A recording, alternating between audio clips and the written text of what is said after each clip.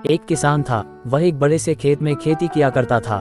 उस खेत के बीचों बीच पत्थर का एक हिस्सा जमीन से ऊपर निकला हुआ था, जिससे ठोकर खाकर वह कई बार गिर चुका था और ना जाने कितनी ही बार उससे टकराकर खेती के औजार भी टूट चुके थे।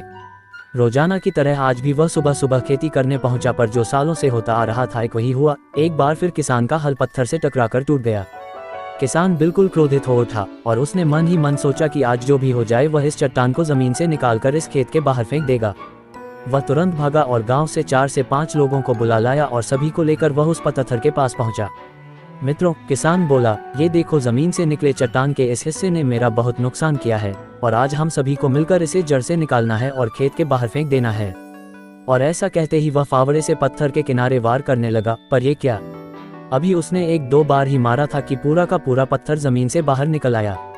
साथ खड़े लोग भी अचरज में पड़ गए और उन्हीं में से एक ने हंसते हुए पूछा, क्यों भाई, तुम तो कहते थे कि तुम्हारे खेत के बीच में एक बड़ी सी चट्टान दबी हुई है, पर ये तो एक मामूली सा पत्थर निकला। किसान भी आश्चर्य में पड़ गया। सालों से जिसे वह एक भारी भरकम चट्टान समझ रहा था, दरअसल वह बस एक छोटा सा पत्थर था।